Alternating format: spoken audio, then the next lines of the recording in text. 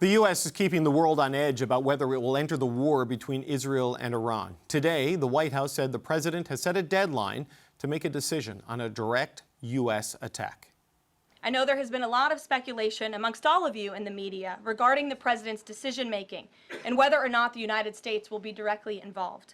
In light of that news, I have a message directly from the president, and I quote, "Based on the fact that there's a substantial chance of negotiations that may or may not take place with Iran in the near future, I will make my decision whether or not to go within the next 2 weeks." So with a dramatic escalation in the conflict possibly days or weeks away, what is Canada doing for the safety of Canadians in the region?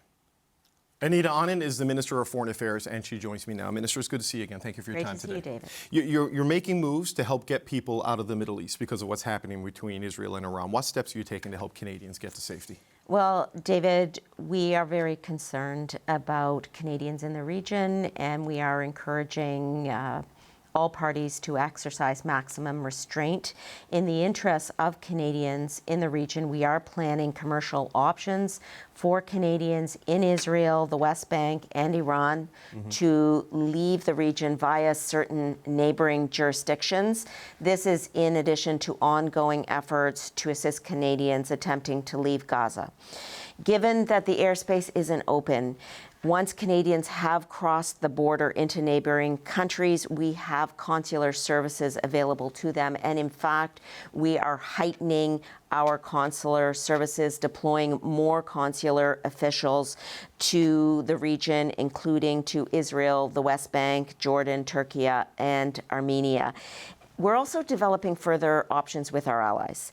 We strongly encourage all Canadians in the region to ensure that they are registered with Global Affairs, and I am working 24/7 around the clock to ensure that Canadian interests are protected and that they are able to leave. Okay, unfortunately, your department has a little bit of experience with this recently, right? We saw similar efforts post-October 7th, and again when things escalated in Lebanon. How many Canadians do you think are in the region that might need some sort of consular service to get out as Israel and Iran escalate? So we have thousands of Canadians who are registered in each of Iran and Israel who have registered with Global Affairs.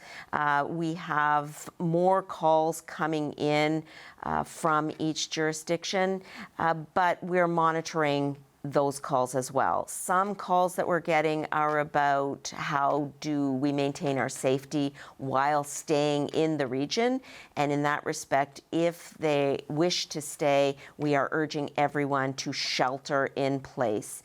If they wish to leave, we are assisting them in neighboring jurisdictions by booking flights for them to ensure that they can get to where they need to go. Okay, how quickly will this be up and running, this sort of air bridge out, if they need Right it? away. Right away. I got off the plane from the G7 yesterday and put this into action as soon as possible. Okay.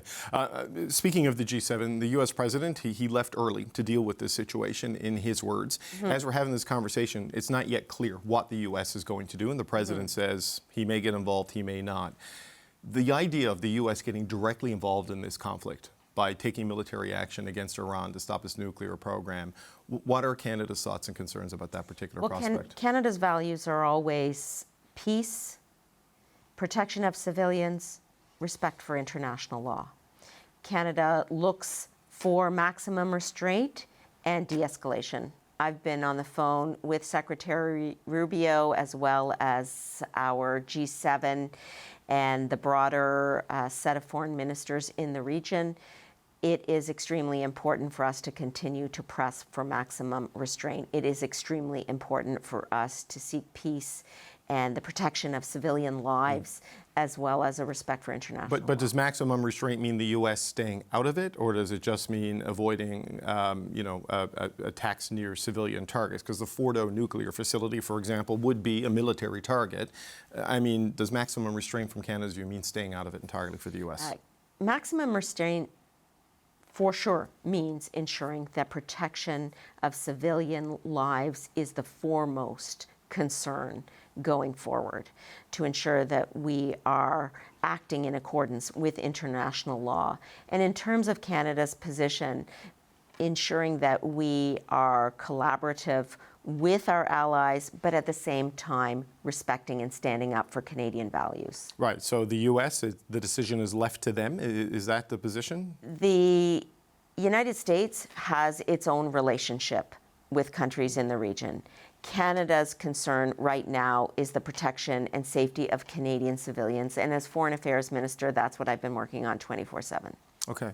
Well, on the protection of Canadian civilians, I don't know if you were part of the meetings with Narendra Modi in Kananaskis at the G7, but we've seen some new reporting about the level of security and protection that Jagmeet Singh in particular required because of the active threats he's facing from agents of the Indian government. I know the Prime Minister has stated, and you've stated, they need to reset relations there. And there has been talk of greater cooperation on police investigation. But what tangibly has changed there? Because the RCMP has expressed frustration that they can't get the cooperation from India on the investigation into Mr. Nijjar. What sort of changes are we actually seeing?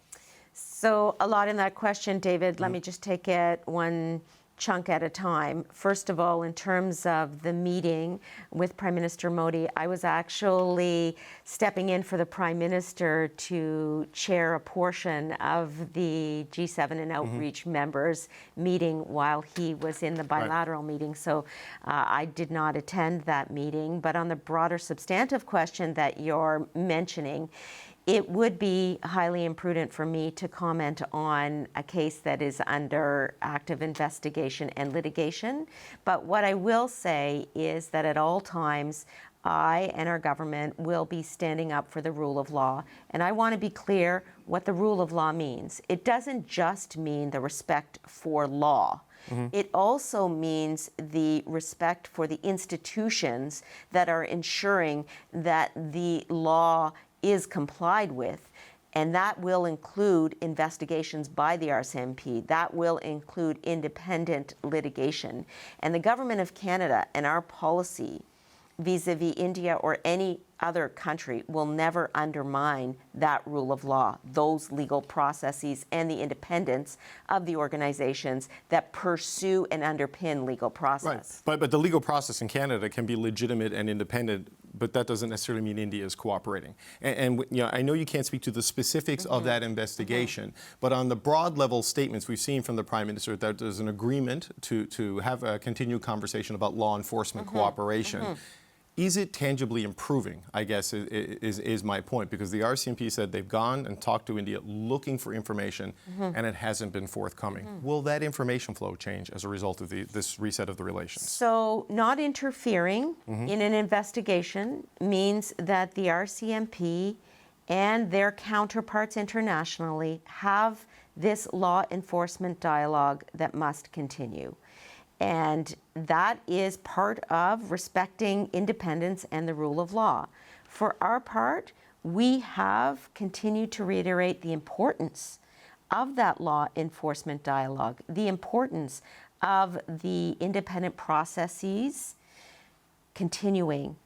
And that is what we will continue to say. But I mean, it is rule of law, but it's also diplomacy. I mean, the Prime Minister, it's a Prime Minister to Prime Minister conversation, and presumably somebody will brief Mark Carney and brief Anita Anand on whether things have changed.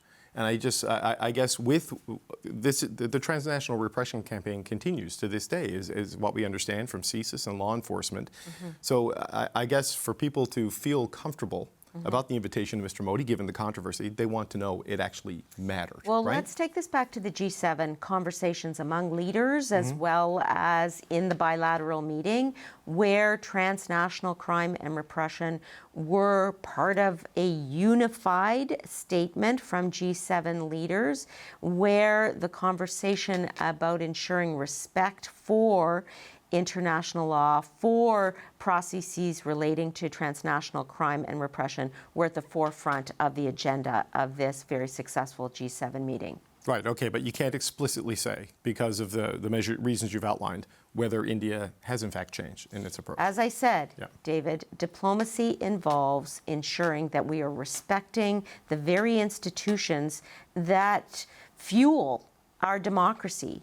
And those institutions are independent from political actors necessarily, in order for them to operate with integrity And for that reason, I can't and won't interfere in processes relating to investigation and litigation of any case in this country. Okay, I want to look ahead, if I can, to the next two international summits you're going to in Europe next week.